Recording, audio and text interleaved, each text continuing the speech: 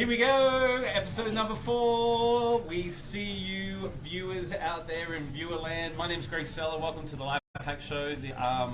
We are about to go live on Bondi Radio. I'm very pleased to announce my special co-host for today, the lovely Terry-Lyn Stevens. Hello. We're going to talk. Yeah, welcome. We're going to talk a little bit more about TL's credentials in the show, but for now, let's get started. Great.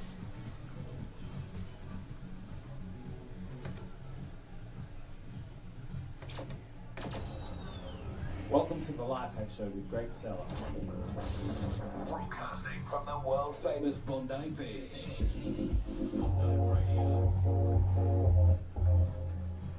Hello and welcome to the LIFEHACK show. My name is Greg Sellar and this is our weekly mashup of all things designed to hack you out of the status quo.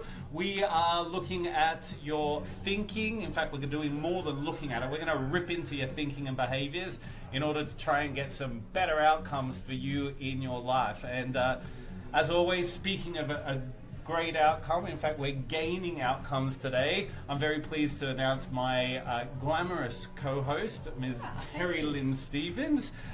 Terry-Lyn is a PCC accredited coach, and if you know anything about the International Coaching Federation, to get to PCC level, you have to have done loads of coaching hours. It's all about the hours. She's also director of Gaining Outcomes, which is her boutique consultancy service for businesses and individuals to expand their business and high performance cultures. So you get in there and basically tell them how it's done in a good way. Well, I coach it. I You like coach tell it. them. I'll draw it out about how maybe it It's might be all done. about drawing it out, drawing it out. Two-way conversations. Good. And we're going to talk about that. So nice segue there. You're like a pro already. So basically what we're talking about today is conversations. Under the broad banner of constructive communication, we've got 3 big chunks to deal with today. So number 1, it's all about listening. And we're going to get you to do a quick 10 question quiz. So have a pen handy. I'll give you some time later on to go grab one and some paper, because you're going to be shocked to find out that you probably don't listen very well. I know I was when I first did it. Room for improvement. That's it. A lot of room for improvement. Then we've got questioning. So that's the flip side of the conversation. How are your questions actually opening up possibilities for people? Is it a bit of a dead end questioning that leads to really dull conversations?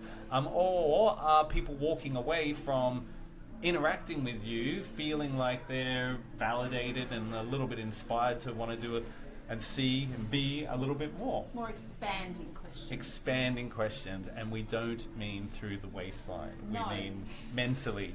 And then the last chunk is pretty much tying it all together. So we're going to take some of what we dealt with in listening, some of what we dealt with in questioning, and we're going to smash it together in the art of conversation and look at what we call crucial conversations. Because typically when we need to do our best, we often do our worst. And I think that's a problem when we're trying to create meaningful dialogue between 2 people. So, batten the hatches, here we go. Are you ready? Sounds good. All right, I'm ready. So we're going to start with listening, and I'm going to say this twice, because first time you'll probably hear it, and second time I really want you to listen to it and hear it. Hearing is a sense, but listening is a skill. Okay, I'll say it again. Hearing is a sense, but listening is a skill. Wagwan. What's 1-1? What do you mean? What do I mean by that? What do we mean by that? I think the sense bit is more of a feeling. Yeah. And how I'm interpreting that. Yeah. And then what I've actually heard will be through the art of the skill that I've learnt, whether it be professionally skilled or whether it be what you've learnt as a child. That would come through. Okay. And so, I mean, everyone's born with, well, hopefully everyone's born with the ability to hear. But hearing's not the same thing as listening, is it? No. Listening, I think, is more listening for what's beneath the words. Yes, the song beneath the words. Yeah. So just to give you some background on our relationship, our kind of personal relationship, Terry-Lyn, or TL as we like to call her, is actually a good close personal friend of mine. And the first time we ever met, she was the tutor or the facilitator on the course that I did in coaching, leadership and mentoring. And that was a wee while ago. That was a wee while ago, yeah. We've done quite a bit since then. But the thing is, you always said that the art of coaching and the art of proper listening is to be able to uncover the song beneath the words. Yeah. What might be an example of that? And I'm harking back to the one you gave on the particular course, and it had to do with the shed. The shed. The shed. Oh dear, that's. Do you not remember it? No. You basically said, look, when somebody rocks up and they say, "Oh, I haven't had time to build the shed," and their wife is, let's assume it's a guy, their wife is kind of nagging on them, "Why haven't you built the shed yet? Why haven't you built the shed yet? You still haven't gotten around to building the shed." In actual fact, because of some of the listening that you do and the questions that you ask, it's about peeling the onion back and uncovering all the different layers. And like the fact that he hasn't made the shed yet actually has a lot to do with, after you ask the right type of questions, his relationship, the fact that he's so busy with the kids, the pressures at work, he's feeling stressed, he's feeling anxious, and yet he's got his wife going, "Why haven't you done the shed yet? Why haven't you done the shed yet?" So coming back to the shed's actually just the surface stuff that's going on. Yeah, so not the real stuff. Yeah, when you hear the question, when you listen for the answer, and he says, "My wife's always on at me, I have to get this shed built," what would be a question that you would ask as a result of hearing that? What's causing you harm? Because you've got to say it in a lovely way, because it's all about communication. Sure. You don't want to stress him out anymore. Okay. So I probably would reframe with them, "Hey babe, what's causing you just not to get started on the shed? Okay. Can we have a conversation about that?" Right. And then as the coach, if you were coaching this guy, and you're hearing, "I haven't got the shed done yet," what would be a question that you might ask him that would force you to almost listen to unpack the song beneath the words? Well, I'm a little bit curious about that. Yes. What's caused you not to actually just get started with the shed? Sure, and then he gives his answer because it's based on he's working a lot of hours. He gets home and he's really busy. He wants to spend time with the kids, but he knows he's got to book the shed. It would please her, but he really just wants to relax, and he's stressed about work, and there's all this other stuff going on. Sure, and then that gives you a new line of questioning, but you have to actually be able to hear that, and it's a fairly high level. And you will have gotten that through your many hours of hearing people in coaching sessions. You've got to get to that point where ultimately you can hear that song beneath the words. I think the ultimate is in a relationship when you say, "What's wrong?" and your partner goes, "Oh, nothing." Like that to me is the ultimate shutdown. It's a closed question because typically you get a one-word answer. Yeah. But it's not expanding. It's not expanding the conversation. Yeah. But typically, when you hear, "Oh, there's nothing wrong," there has to be some kind of second question, because clearly their demeanor, their body language, their facial expressions don't match what's going on with the answer. "There's nothing wrong." Well, can I just say there's a couple of things there? Yeah. One is, I've presupposed something's wrong, and I've just anchored it into his thought process by saying, "What's wrong?" Right. So it's sort of a little bit of, and I know we're going to get to questioning more, but it's more problem focused rather than solution focused. Okay. So first of all, it's not going in with presuppositions of what's wrong. It might be a little bit of a reframe of, I'm just sort of sensing that you're really yourself right now. I could be guessing, is something up? Yeah. Might be a different reframe. It's still a posing question, but. So there's a great helpful hint.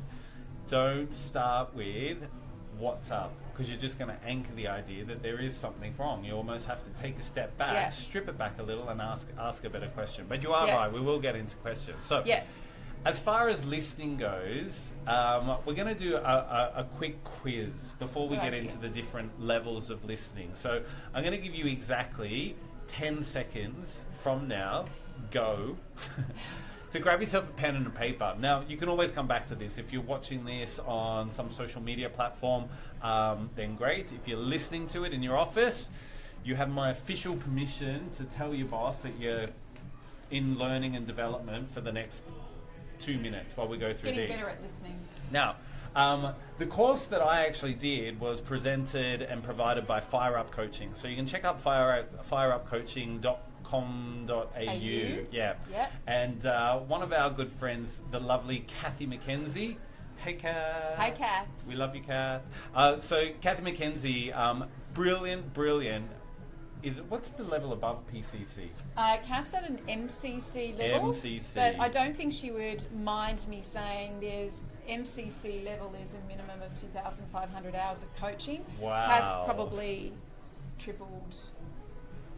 quadrupled that time. Okay, yeah, so she's in a well nutshell, experienced. she's a legend. Yes, we love Kath.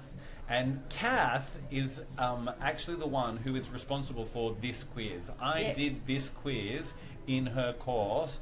And the reason I wanted to share it with you guys is the fact that it just hit home to me how much I didn't listen. And can I just share something before people do the quiz? Yes. Is in the course, and we ended up adjusting it a bit later, I don't know if you recall, was that we would, a lot of the time we would have people in the workplace there, I mean a whole variety of different people, but it would be answered, and it's like, am I answering it for work or am I answering it for home? And so we did a second column going, well, answer one for work and answer one for home, but you know what?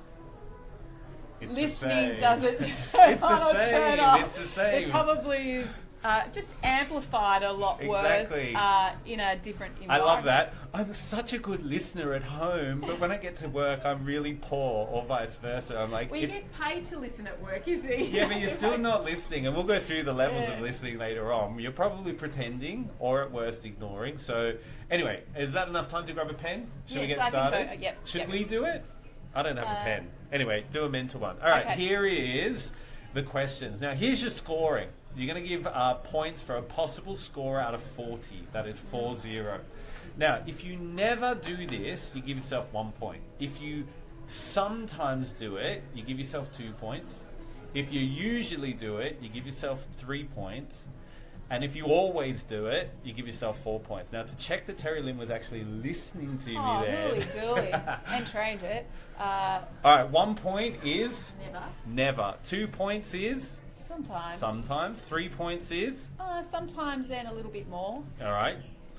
Usually. And then 4 is? All the time. Always. I always do that. Okay, so here we go with question number 1. And we can talk a little bit about each on the way. Question number 1. Do you let people finish what they're trying to say before you speak? Like that I'm sorry. This has to be. I would say I'm at a 3 now. I would have said I've gone from a 2 to a 3, and that's a big jump. I think if you were to ask my son and partner, they might say I'm a 2. Right. But if you were to ask my clients, it probably would be, or generally, it might be at about a 3 or a 4. Okay. You just got through telling us that life and work were the same. It just, you know. She's just to make things complicated. She's a 2/3. It's human. That's TL, complicated for you. Okay, so I think the big thing about this is we almost never have conversations where somebody doesn't jump the gun and try and get their point of view across. Well, it's just the brain working too. So it's a natural human behaviour to do that. I've got a really, really good friend. Hi, Tom, if you're out there, who is actually a business and career transition coach. Loads of huge clients. He's actually going to be one of my guest hosts in a couple of weeks' time. Right. And Tom is a classic one for me because when I have a conversation with him, which is often, and they go for quite long, I'd like to say they're deep and meaningful, but they might not be to others. I almost always, at some point, will butt into something that he's saying, and he just immediately stops. He just stops. And he says, no, you go.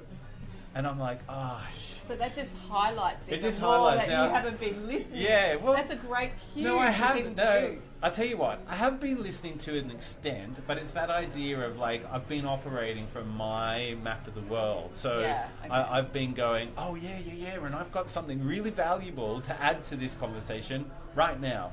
Yeah. But it doesn't allow that kind of respect to let the other person finish before I interject. And him just stopping what he's saying and saying, no, you go.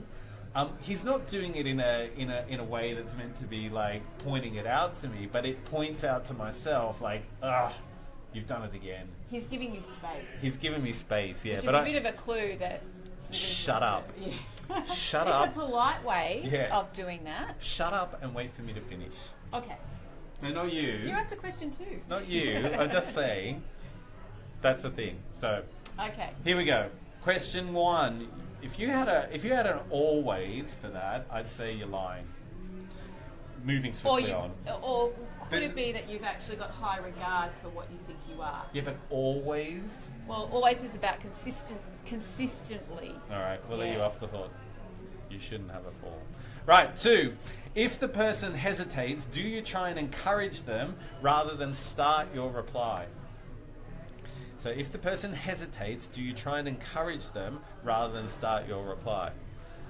I would say I'm a 4 because I actually like to encourage people. Yeah. I hate the silence, so I'll literally jump in to try and fill the silence. But what I've come to know is that the silence is often just the other person thinking. Yeah. And if you give them that space, Yeah. they actually come up with some of their Well, they best do. Their ideas or unconscious alternatives. kicks in. Yeah. Yeah. Yeah. So Yeah. big fail for me. Here we go. What would you have scored yourself on that? You're a 4. Well, I like to encourage, but it's just that balance of listening and waiting. Yeah. Yeah, I think I'd read the play. Yeah. So maybe a 3. Yeah. I've gone from I reckon a 1 Yeah. when I originally did this to about a 3 as well. Yeah. Yeah. Yeah. Good. Okay, question number 3. Do you withhold judgment about the person's ideas until they're finished? No. No. Do you withhold judgment about the person's ideas? So basically, if they're Try not talking to you and Yeah. you're going, what a stupid idea.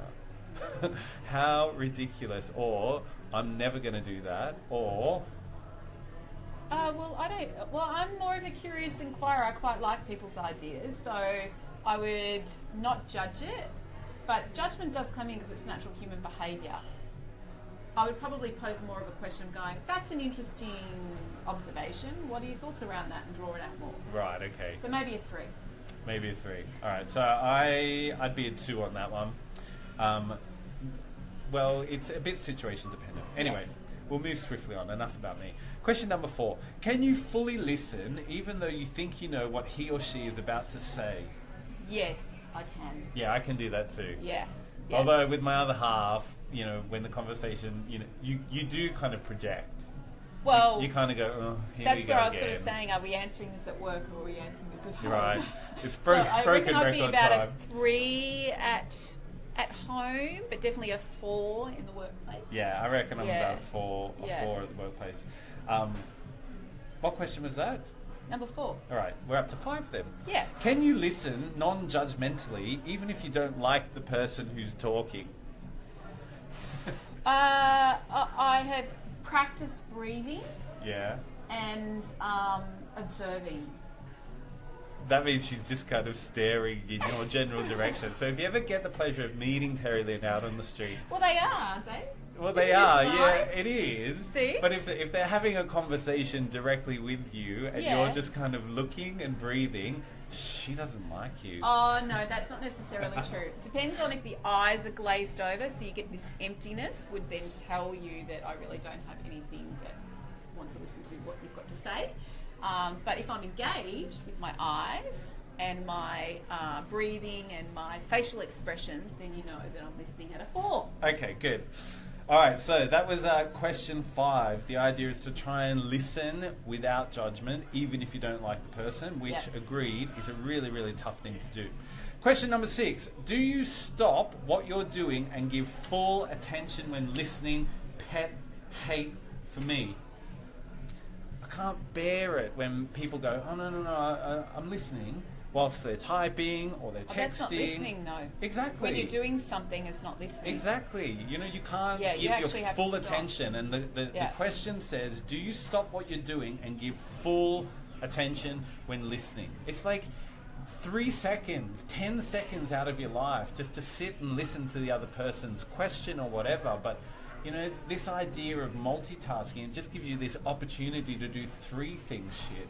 I'm a not always on that one. Right. Because definitely I could be doing something and someone comes in and starts talking, and then I might stop and listen. But I can honestly say I don't stop and listen at a deeper level consistently all the time with every conversation that goes on. No. I mean, it would pretty much, you'd have to be superhuman for that to happen. But I think we can be better. Definitely. Oh, definitely. We can Definitely all be better. So when somebody says, hey, have you got a minute? I just wanted to ask you, try and put what you're doing down for a second and give them your full attention. That's going to give greater validation to what they're about to say. All right. That's the thing about being present, isn't Present. it? Yeah. Stop, be present, and listen. Perfect. Okay. Question number 7.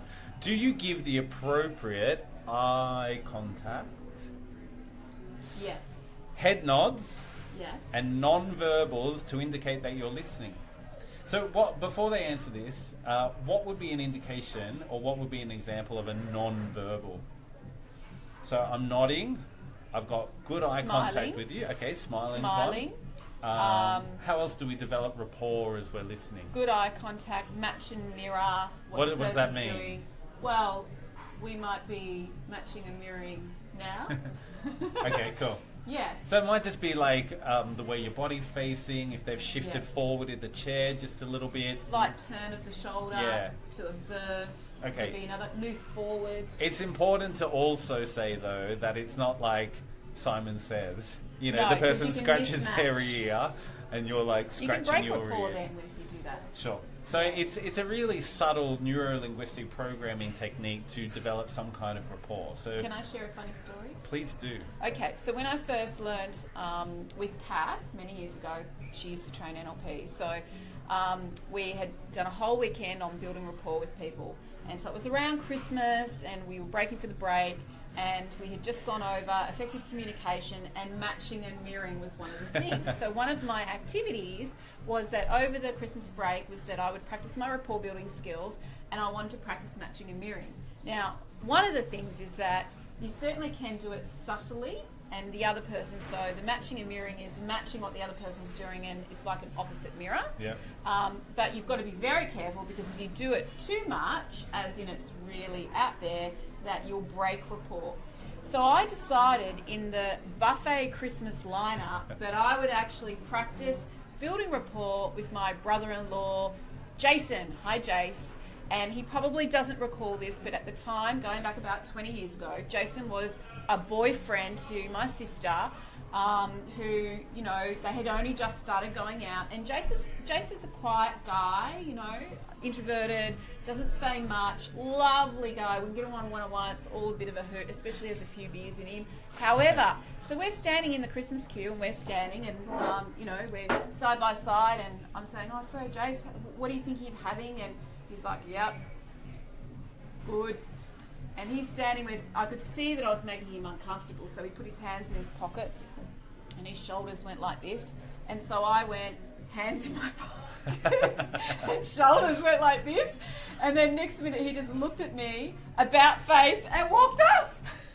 So that was a classic case of, I'm not doing really well here with this. Must try harder. He does talk to me now, but he does have a few wines or beers when he does. But be careful you don't mismatch. Terry-Lyn goes into a conversation with Jason with her hands already in her pocket, just to preempt the idea.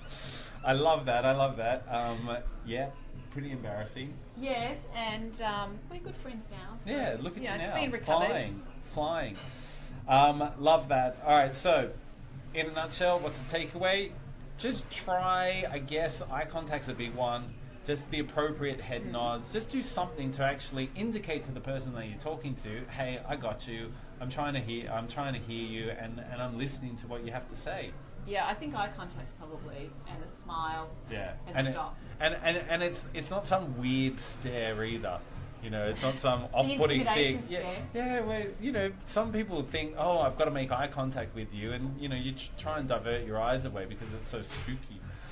All right, question number 8. Do you listen fully regardless of the speaker's manner of speaking? I.e., it could be their grammar, their choice of words, maybe they've got an accent or a tone of voice. Yeah. So do you listen fully regardless of all that sort of stuff? Remember, 1 point for never, 2 points for seldom or sometimes, 3 points for usually, 4 points for always.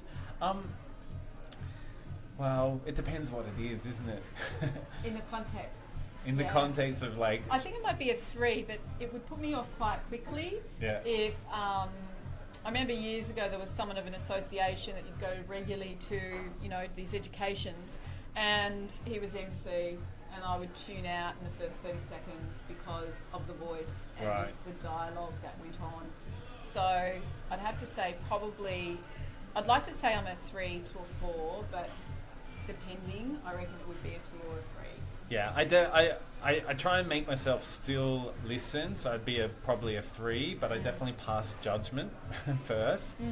Have a quiet internal laugh or slap of the face to myself first, and then I'll jump to a 3. Right, okay. So you actually... It's a momentary blip. It's like a bing bang. Yeah, so you pull yourself up on the habit. Well, like if somebody has a hysterical voice, you can't just kind of delete that. No. You know, there has to be some conscious like, oh, that's weird. All right, park it, and now let's, you know, listen. Yeah. And hey, who am I to talk? Right, question number 9. Do you question the person to clarify their ideas more fully versus, you know, just responding straight away or getting defensive? You know, do you ask the right amount of questions to try and unpack a little bit more of that story? Always. And I think from feedback, I do it a little bit too much, because sometimes people will say, oh, you know, aren't you going to interrupt me, or aren't you going to ask another question? And I'd be like, no, I'm just hearing what you've got to say. Right. But you've got to be careful with that, because you don't want to think that people are analysing you either. Yes. So it's a bit of a balance, but I think I'm actually quite good at that. I think getting defensive is a big one as well, because a lot of people can just like hear something and then they jump straight in with, oh, you know, no, it wasn't like that, or yeah, but you don't understand, or no, I didn't do that. You know, they come in really quickly, so which kills the communication all up front. In which case, you'd be probably around a 2. Yeah. Okay, lucky last question. Do you restate or paraphrase what's said and ask if you got it right? So what would be an example of a restate or a paraphrase to something that's said, just to check that you got it right? Let's go back to our shed analogy. I'm not building the shed. She's on me all the time. Why have you done the shed? Why have you done Here she goes again. Here she goes again. Me. I've only just sat down. I've worked all week. All right. And so I've unpacked all of this. I've unpacked the fact that she's stressing me out. She doesn't understand that at work I've got pressures and my boss is, you know, on my back, and then I come home and, you know, the kids are at me and it's just getting all too much. That's why I haven't built the shed. Right. Would you like me to pose another question? I'd like you to paraphrase what I just said. So, Greg, what I'm hearing you say is that you're quite stressed at work, you worked a lot of hours, the kids are at you, here I go again, actually, you know, going on about the shed. That's what I've heard? Yeah, that's pretty much like where I'm at the moment. Right. It's all of that is actually causing you not to get started with the shed? Yeah, I feel like I've run out of time. I feel like the pressures on me are so immense that by the time I get home, I'm exhausted. I have responsibilities at home, and then come the weekend, I'm out for the count, and all I hear is shed. Yeah. So I'm unsure if we've actually sat down and probably sort of looked at how we could sort of approach this a little bit better. Rather than having the same conversation every weekend, because you know how I love you. Perfect example. So there's some further unpacking, but it's taking a paraphrase of their words and taking it back onto them, or directly their words. Yeah. So we talked about in coaching, we're actually trained to backtrack, Yep. not paraphrase. Yep. So the paraphrase is coming back with using other words, but the same sort of meaning, and that gives the person understanding that I've actually listened, but probably maybe only listened to an active level. Yep. Whereas if I backtrack your words, match and mirror your pace of tone, match and mirror the way you've actually said it without offending or mismatching, that actually builds a higher level of listening and builds rapport with the person. Yep. So we want to practice definitely paraphrasing at a minimum level, but backtracking at the notch up. So I think if they've answered, a 3 or a 4 already with, I do that consistently as far as paraphrasing, then I would actually suggest we'll notch it up a bit and practice backtracking. Yeah. And I would hazard a guess that 98% of the people out there aren't doing it. No. Their words, their way of saying it, their tone. Yeah. Yeah. All right. So, maths time. So that was your listening skill quiz, and now is your math skill quiz. What I want you to do is I want you to add your points up for a total out of 40. Okay, so each of the 10 questions you should have had a possible 4 for each, and you have 5 seconds to do that from now. 1, 2, 3, 4, 5. Okay, cool. All right, so let's give you some categories. Now, if you got 40 or somewhere between 40 and 36 up to 40, you're a liar. No, you're not. No, let's reframe that. You're a good super listener. Fantastic, No, dynamic. You're a good listener. You're having great relationships with people. They really come to you to download a lot because you're listening. You're listening. Yeah. And you're lying. All right, 30 to 35. I'd say you're a good listener. You've got to probably put a little bit more into paying attention. And I think one of the toughest things where people lose points in this quiz is that they can't suspend judgment. Yeah, well, that's natural human behaviour, and it means actually taking off or turning off all your thoughts, which you can't do because it's your brain. So, well, I have been known once or twice to. It's your little technique of going, thank you for that thought. Let me just park it and let me just get back to. So it's practicing some strategies to actually reframe things. Good. All right. If you got between 26 and 29, I guess we need a little work there. The question you probably should be asking yourself is, what payoffs would my life have? And it could be in business or it could be in relationships with your kids, your other half, whatever. What payoff would me being a better listener actually get me in life? Yeah, or another question might be as to, what am I gaining from this? What's the secondary gain for not listening? And what's the secondary gain for listening? Yep, absolutely. And then if you are in the lowest category we're going to deal with today, which is 0 to 25. So there's room for improvement. There is room for improvement. So the question is, what could you actually gain by improving? Yeah. What difference would it make to your interactions, the conversations you have, your relationships with those around you if you were just a better listener? And back to your payoffs. Yep. What would actually happen? Strengthen relationships, enhance life. Enhance life, make everything a little easier. Magic question there might be, do you really want it? Do you really want to have those things from really listening? Yep. So, I guess you've got those 10 questions. This will always be this little quiz in the realms of social and having been posted. So you can come back to this video at any point if you're watching online as a viewer, or if you are listening onto Bondi Radio, you can check out the show at any time in the future and just try and get your score up. Let's see what we can actually do by improving. So we're going to share a few little tidbits too, aren't we? We in are. regards to enhancing your score so that you can actually be a well-practiced listener. So we're going to do that after we have some music. Great. We will be back in just a second. Super duper. See you then. Pure Class A, high voltage, ultra live and direct. This is Bondi Radio. So to the viewers out there, thank you for staying tuned. That was hopefully a little fun quiz on how good a listener you are. And when we come back, we're going to unlock the levels of listening and a couple of tidbits, as TL explained, on how we can improve our score before we move on to questioning. So, how are things?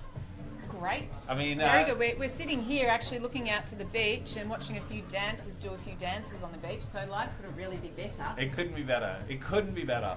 And I'm hanging out with my buddy. Yeah, and you don't get down to Bondi very often. I don't. Do you? This is my third time I've been to Bondi. She's a I'm the northern Melburnian. Melburnian. A Melburnian. But northern beaches. Cool. And actually, they've got sculptures by the sea on here at the moment. So just where I live, over that away in Bondi, heading in towards Tamarama, we got a nice walk home, get a bit of culture into us. And see the sculptures by the sea. Yeah. And speaking of culture, when you go into businesses, what do you actually do in terms of shifting, changing their culture? So a lot of the time, projects that I will take on will be a business that is growing. Managers and leaders are technically good at what they do, so which is that process of making profit, which is great. But they're now finding that they're needing to grow, mentor, lead their people in the same way. So model leadership. Yeah. And so I may go in and investigate or observe how people are actually going about and approaching things. It's an interesting thing, two different things that, we can build the skill set and capability of the leader. And we do know, some of you may not, leadership drives culture, culture drives performance. So often the coach or learning and development will come in to grow leadership because we want better performance, which is the end result. But we will then go in and actually look what's the style of leadership, what sort of leadership is being delivered that is actually driving the culture that is there. Yep. Yeah. And So we're going into a company. We're going to have some fun on Friday. we are our favourite clients. So yes, we've been working with them for a wee while in growing and supporting them be more effective in the way they approach things. And they are very effective, great performing, but just tweaking those things to actually support the levels of listening and powerful questions to support mentoring their teams to do it better. We're talking about being more constructive in the way we're actually approaching things. And so that we have the better, if we talk about the gains that people will have as to having a more life-work balance, better relationships with people, having fun, being more creative in the way they approach. Let's have some fun. I find corporate gets very heavy. Yeah, well, it's busy. Dynamics are more volatile and fast-paced. Yeah. Business has always been busy, but I think there's just a lot more for people to actually, or for the brain to actually take in, day out, and how often is it switching off. And at the end of the day, and you would know this, people just want to get out of bed, go to work, do a great job, or in anything that they do, and come home to their loved ones and not feel pressured or stressed in the way they're actually approaching things. Yeah, there is the thing I find, or I'm coming to find, as I move more into that corporate world or meet more people in corporate, is just the idea that I think the somewhat mistaken idea that they'll ever get to the point where they're finished. Yeah, well, it's always that growing and improving, and there's always a benchmark, and then whatever we did last year, there's always going to be an improvement. It's an interesting thing, and you'd know that there's a lot of research, though. I think there's a lot of organisations out there in corporate today that are promoting a more of a workplace environment that actually supports people. And I know a lot of the organisations we do and work with do that. They're more of how can we actually do it better and different, and the way we're actually approaching things. So if we can support them in that, in the way that they're actually doing things, then everyone's happy. Yeah. And so just personally, what's next for gaining outcomes? Well, I'm actually looking forward to, we're not winding up the year yet, but it's the time of year where projects start to slow down a little bit and yet wind up with what we're rolling out next year. So I'm actually going to be doing a little bit of professional development over the summertime to expand my skills. Where? Tell them where you're going. As in... Are you going away next month? Oh, yes, I am. I wasn't going to advertise that. Heading to New York. Woo! Yes, heading to New York. So, yeah. I thought that's where you might be doing some of your learning and development. No, I actually quite like... I mean, I do look overseas to actually improve learning and development, but I am a big take for the professional development within Australia too, because we're dealing with Australian culture, and it's one of the areas that I really enjoy researching and expanding my skills within. I think there's very talented professionals here in Australia that can support us. Right. Okay, so we are back on air. Goodo. And it's time to head into the 7 levels of listening. Right. So when we look at the 7 levels of listening, depending on where you found yourself, your score in that particular quiz, I guess, how can you improve?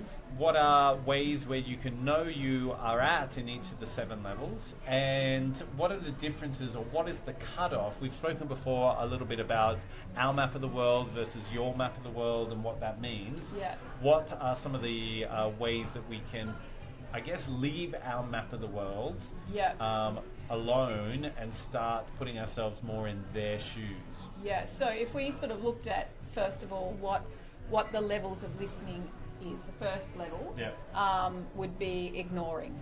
So what are the clues that people tell you that they're actually ignoring you? And one of the highlights for me that I find is that when you walk in to somewhere, so it might be a shop, and the shop assistant actually looks up, looks at you, and then puts their head back down and starts, So that's rudeness, but it is ignoring. Classic case of ignoring. All right, so that's level 1, and that's the lowest you can sort of probably lowest get. Form of listening. That's insulting. Second level Yep. is pretending to listen. Yes. So often when I love I'm the fact doing that this, I love the fact that each one, the second you say the word, you go automatically to, oh yes. Yeah, oh, everybody yes. knows that. We've Now, known that. it's a classic example whenever I'm training this in the years that I have. You usually get the women going, oh, my husband does that, or my boyfriend does that, or my partner does that. Oh, okay, so can you explain, what are the clues that tell you that someone's pretending to listen? Yeah. Usually it's when the footy's on. Yes. Well, you also spoke about that glaze. Yeah. That glaze. Yeah, my favourites when we go to, I often go and present at conventions, and typically they'll have some sort of presenter dinner where everyone gets together. And so often they're people that you know really well. You don't see them necessarily from one year to the next. Some are really close to you, and others are just more like, oh, it's really nice to see you. But I think particularly in some cultures where they feel obliged to say, oh my God, oh, the accent gave it away then, didn't it? I was like, oh my God, I haven't seen you for ages. What are you up to? And then you go, oh, well, actually what I'm doing at the moment, da-da-da-da-da-da. And then automatically they start looking over your shoulder, and because you're in a room of other people that they also potentially know. And they're scanning the room. They're scouting for like the next conversation. Yeah. The next, are they more important than you? Yeah, hell no. Who can I see? Hell no, nobody's important than me But in what any happens, room I'm in. What happens there when someone's actually talking so much and you're scouting the room to get out of the conversation because you have been listening? That's my biggest problem. Right. Is that because I do listen, I'm listening, and then it's like because they're enjoying that I'm listening, that it's just taking up too much time and space. I think it's hilarious. So if you're ever in a room, if you watch this, and I see you. I'm watching you. All right, so I think that's a classic one. It's a classic pretending. And I just think, why the hell did you ask me the question if you don't actually want to hear the answer? So can I just actually ask, what's the polite statement to get out of the conversation? Well, if you're good at crucial conversations, you'll just say, thank you very much. This has been enlightening, but this is no longer interesting to me. I'm going to leave. You wouldn't say that. No, I know. You wouldn't say that. It is funny though. There is no polite way. I think you just have to feign a sudden pain or something like that. All Anyway, right. third So, one. ignoring to pretending to starts with S. Selective. Selective listening. Selective listening. And that's even the next layer that I often get the women in the room actually saying, selective. My husband does that too. Only hear bits that you want to hear that fit your map of the world. So, or what's important to you, or to hear what I can actually repeat back or interrupt. It's really interesting when two people are in the same situation. Yeah. So they'll come out of a conversation and they'll go, oh my gosh, you know, that was so inspiring, da da da. And you're like, really? I didn't hear that. Like, I didn't hear that at Did all. you hear his I mean, voice? he actually just went on and on and on. He actually wants to do the opposite. And you're like, okay, well, what part did I hear? What part did he hear? Obviously, we've spoken before in one of our previous shows about delete, distort, and generalize. Yeah. And, you know, it sets up real problems. You can get conflict if you're not really known to the person. And I would imagine that there's a lot around business that you see where work colleagues or leadership and management to employees, you know, miss the train on selective listening. Yeah, and it comes back to that, putting in the stuff that we actually want to hear, rather than actually really listening to what is being said. Yep. Yeah. All right, So and number 4. That takes us on to Active. Oh no, attentive. attentive listening. Attentive listening is, and you're going to have to correct me if I'm wrong here. Attentive listening is where you are listening, but it's only so much as you are waiting so that you can almost validate yourself. Either, oh yeah, I did that and my experience was, or yeah, I've been there, it was really great, wasn't it? And then you tell your story. So attentive listening is actually reassuring you that I'm listening. So I might be doing the verbal nod. Right. And giving you the eye contact. Yeah. But my brain is 2 steps ahead because it's going, hurry up and finish. I So want to I actually can ask this talk. question, or I've been there. And usually it will lead in with, oh, I know what you're talking about. I remember when, blah, blah, blah, blah, blah. And then next minute the conversation will go about you to now about me. Yes. And it's all about me. And I'll tell you everything that you've just said of what I've done. We have, I wouldn't say they're close friends, but people who just like, when you go with them, when you're around them or whatever, it's just a constant barrage, and you honestly just have to take a back seat. I don't say anything for up to 45 minutes. I just literally sit there and I start disconnecting, total disconnection. And you probably show that too, but because they're not actually listening to how you're responding, they won't notice. Well, there's no response at all. That's right. All right, so that's attentive. Now, is attentive, would you say that's below the line? Are you still operating from your map of the world? Well, because you're thinking about I, me. In the ICF accreditation of levels of listening that we're trained in, attentive is below the line, but so is active. Really? Whereas when we're delivering, I find when I'm delivering leadership within organisations in the workplace, I don't go to 7 levels. I'd like to see my leaders actually at least get to level 6. Yep. So attentive is still below the line, active is above the line. Because I think if people can really inch up to be active, it's an improvement to the general day-to-day conversation. But if we're talking more around the professional of coaching, active listening is still below the line. Okay, so jumping then to above the line, what's the first one above the line? Empathetic. Empathetic. Wagwan. Describe it. What does it mean? Okay, so can I just say difference between attentive and active is, as I said, attentive is still sort of itching in to say what you need to say, and you'll usually dominate the conversation. With active, it's improvement. You're listening and you're acknowledging the person. You may pose more questions to explore more, but the conversation still shifts over to you about your stuff. Yep. Whereas empathetic, having the ability, so the best way to describe this is that if we can actually take perspective of different views or different maps of the world. So I have the ability to understand where I'm coming from with what you've just said, I've now morphed myself into your position Yep. and understanding it from your beliefs, your judgments, your experience. Of which there are many. That's right. And then the other's view. So looking at things as a whole view and being able to shift from that. And there's really it's a work in practice consistently Yep.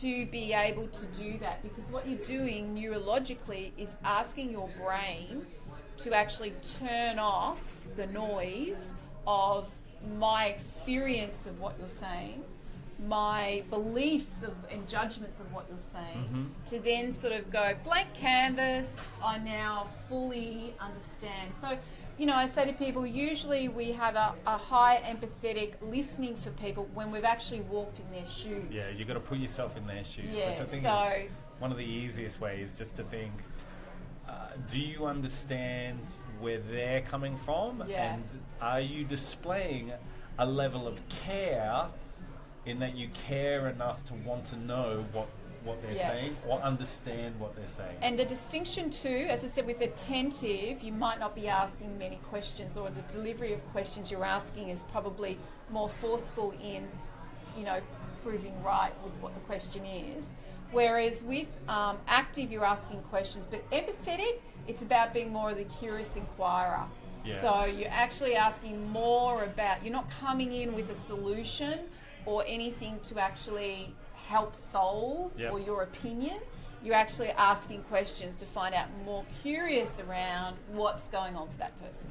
Okay, and I think you demonstrated that really well when you used, when we were talking about the shed before, and you said, look, I'm just curious to understand blah, blah, blah, blah. Yeah. And it's really good because it opens up the possibilities. And we're going to talk about questioning right after this. Get to the last one, and that is, drum roll, Global.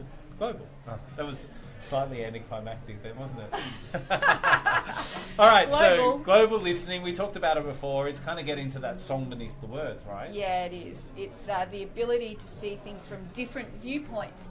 So the best way I explain this, I guess, is that understanding my view and my opinions, your view, I've morphed myself into you, but then to actually put yourself, say for instance, if we're talking about, the customer's view in regards to that would be, but then I say add a few more. It's looking at things at a holistic view, broader than what we're actually seeing it. Yep. And the ability to listen from that perspective.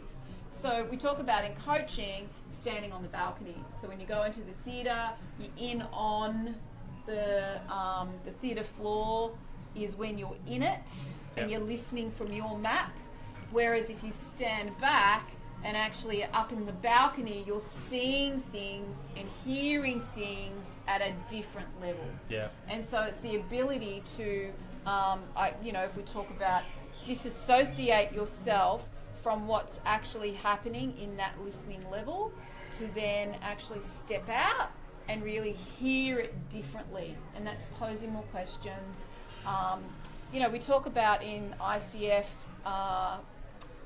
accreditation that at that level, global listening, ideally we're listening from 95% of listening, 5% questioning.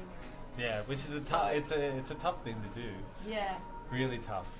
All right, so there's your 7 levels of listening. Hopefully there is scope for you to see an improvement, to get into those higher scores on your quiz. Yep. And you've got that quiz for later use. So I guess the flip side of what we were talking about in listening is to actually ask proper questions. How do we ask the right type of questions? Because the response you get in conversations is actually going to be the result of the type of questions you ask. True Yes. or false? True. True. Communication is the response you get. That was the biggest learning I got in coaching. Say it again. One of the biggest. Communication is the response you get. And you can only control your part. Yes. You can influence the others, but you can only control your part. So this is why it's reflecting on how you're being and how you're listening and the posing of the questions and how you're asking those. Okay, so I love in talking about like the difference between open and closed questions, which some may be familiar with. I always use the story of the Queen. The Queen of England actually has become a master at asking closed questions. Has she? Yeah, because she meets so many people. You think over the last, like, how long has she been on the throne for? A long time. Like 75 years or something, I don't know. How many people she's had to shake hands with and speak with, every royal gala, every opening of whatever. And she's mastered the art of saying to everyone, do you enjoy working here? Yes. You must have been doing it for a long time. Yes. Are we going to be seeing more of that in the future? Yes, ma'am. Thank you. Move on. Next. Yeah, literally. She doesn't want to have a conversation with anyone, because if she gets bogged down in a conversation with anyone, then that she either misses people or it takes too much effort out of her. So could I just ask, how did Lady Di? Lady Di didn't do that. No, I'm sure she didn't. No, she asked more expanding questions, I think. And that's why the Queen's still here. Okay. But it's all about perseverance. But realistically, if we're talking about the difference between open and closed questions, what are we talking about? Closed questions typically defined by what? Not expanding the question, so it's a yes or no answer. Okay, yes or no type answers. Yeah, and not saying anything more. Okay, and are they more about drawing on past conclusions, or are they focused on the now into the future? No, I'd say they were more on past conclusions. Could even be the right now, but probably more past. Yeah, and I think with closed also you have a higher tendency for them to be leading type questions as well. Yeah, you do. So you're still in the leading of a question, could still be open, but in leading you're still putting your map of the world onto that person, and which gives them the sense that, well, you're just asking that question because you want this answer. And a leading type question would be something like, oh, I'm sure you really enjoy working from home, don't you? Yes, I do. Yes. Thank you for asking, and that's conversation killer. So on the flip side of the closed question, so, broad brushstroke summary, it gives a yes or no answer. You've got open questions, which are the opposite. I mean, they are inviting for you to explore possibilities. That's right. And so they're more open with the what and a how. So, the what are you going to do today, Greg? What are you going to have for lunch? Yeah. How might you actually go about exploring that menu? Right. So it's more expanding. It has the undertone of inviting people to actually answer back and engage in the conversation in two ways. Yeah. And it's also fairly non-judgmental, because what is, you mentioned the what and the how in there. Yeah. What's the worst? Pay attention here. Here's a really helpful tidbit. What is the worst? Are they pronouns? I don't even know. What's the worst word you can start a question with? The worst word? Yeah. Are you? No, it's one of the what, where. Oh, I don't know. You have to tell me that. Why?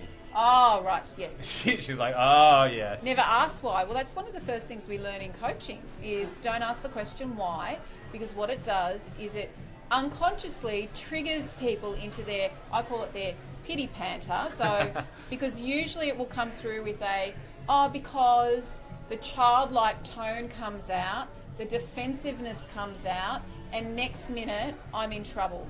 So there was a gentleman called Dr. Eric Byrne who wrote the book Games People Play, and he was actually, I think, the originator of the transactional analysis. Whether I am a rescuer, persecutor, or victim. Yep. Model, Google, and it starts to spiral you into more victim mentality and thinking, and the pity panter comes where it's sort of blame and justify and deny as to what's happening. It's a strong link to people's values.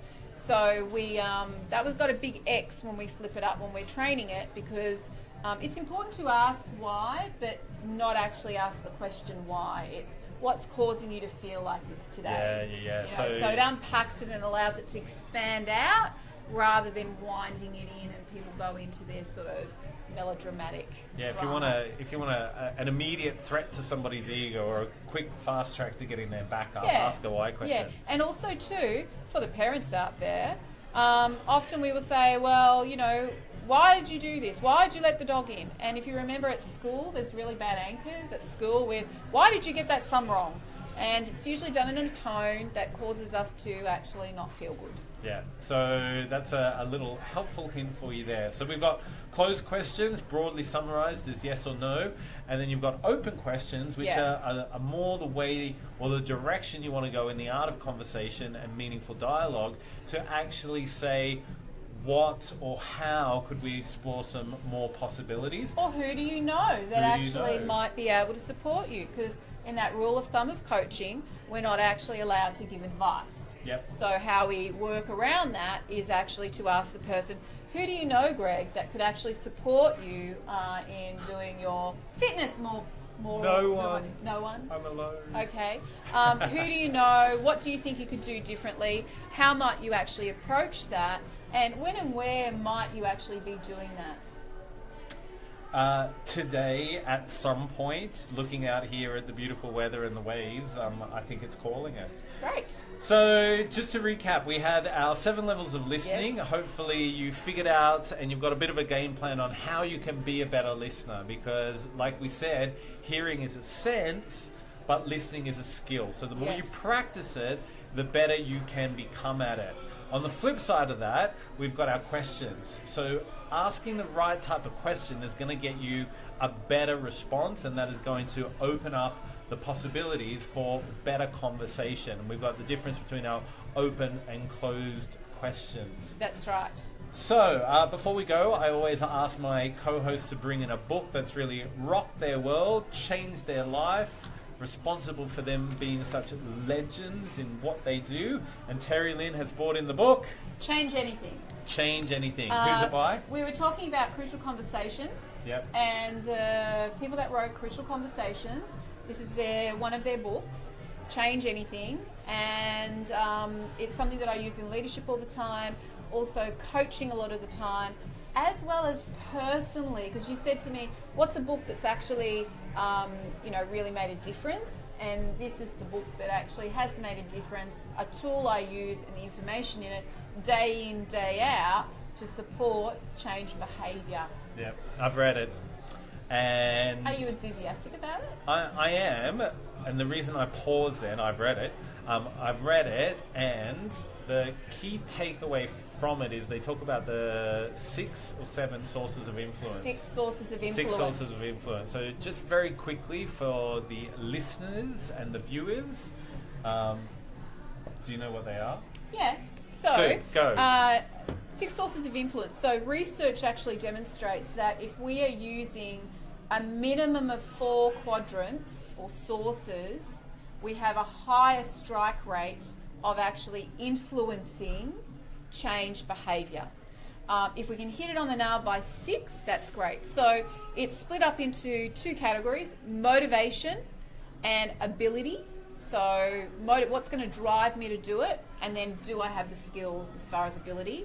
And then broken up into 3 components of personal, social and structure.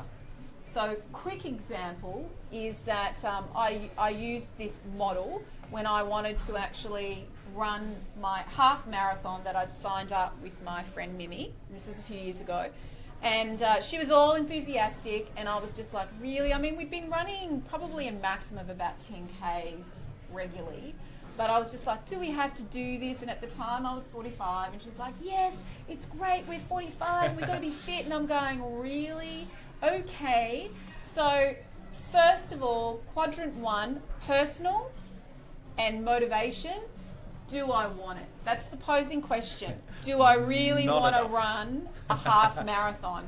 And I went, no. Second bit, personal and ability, is actually, do I have the skill set?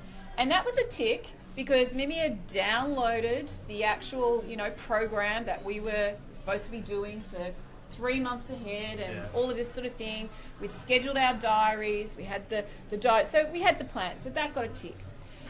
second component, which was social. Quadrant 3 under motivation was peers, friends, social people, environment going to support you do that. And I went, well, yeah, MIMS, you know, we're all tied up, had friends that we're doing other runs with, so that was all good. There was encouragement there, got a tick. Quadrant 4, which was in social, but ability, is that do significant others. So if it's in the workplace, it would be your manager, your boss, high-level manager, support you, whereas I call it significant others in the other. So partner, children, you know, people at home would support you. Did he support you? Well, at the time, my 17-year-old son was only living at home with me. Right. And he really couldn't give two hoots because he was more like, Mum, you're 45, do you really think you can do this? So, you know, he got a tick. He was like, yeah, I'll help you. You know, I had to hide the salt and vinegar chips and, you know, all that sort of stuff. Yeah, so he'll be at the was finish good. line with a stretcher. Yeah, that's right. Or life insurance, please. Yeah. So he got the tick. Then we go to the third component, which is structure, and under motivation, component 5 is, this is the environmental.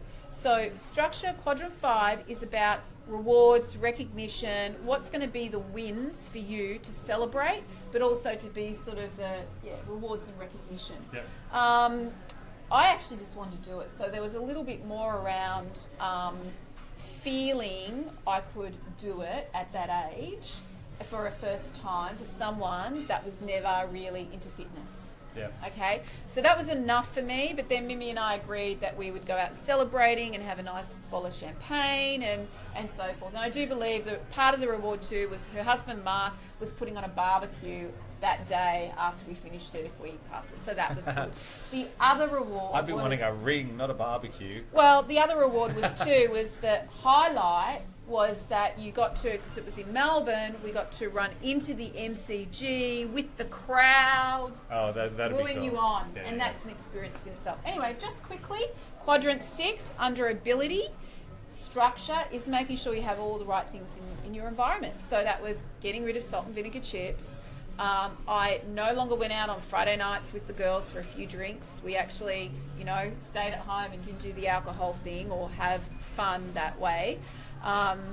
You know, it was making sure my gear was out on those 6 a.m. cold mornings, 2 degrees in Melbourne, and rain or shine, that I had to meet Mimi down in Williamstown with the dogs to go running. So that was get the gear out. So it's just putting those structural things in place to actually make sure that, you know, that's where it was a real highlight for me. It's a model I go back to all the time, especially if I'm a bit stuck about changing something. It's am I ticking all these boxes? So, cool. Yeah. So it's called Change Anything. When I read it, I think one of my biggest takeaways was, you know, you literally need, how many did you say? 4 probably the out of the 6? research shows we need 4 out of 6 to actually make a change or to influence the change to stay. And I think one of the biggest misconceptions that they set up at the beginning of the book is the idea that most people will only employ one when they want to change something, and then they rely on their willpower. And if we know one thing, willpower does not exist. If you're relying on willpower, you're dead in the water before we even go. All right, so that brings us to the end of our episode number 4 on It's been a pleasure. Constructive Communication. If you want to find out more about what Terry-Lyn does, and if you want to connect with her on social media, visit her website, where can they find you? www.gainingoutcomesgo.com. Don't forget the go. Gainingoutcomesgo.com. Yes. Individual coaching, business coaching. Personal transition, changing cultures, people and performance is my thing. Perfect. And she's very, very, very good at it. I can vouch for that. As far as me, find me online, Greg Sellar, Sellar. We've got a few more episodes of our LifeHack show to come up. If you are viewing, then thank you very much for viewing. If you are listening on Bondi Radio, thank you very much for listening. It's been great to have you with us for the hour once more. And thank you, audience, and thank you, Greg. And thank you to you, Terry-Lyn. That is us over and out for another week. Until next week, enjoy yourself. Same time. Have same a great channel. week, and Ciao. bye-bye.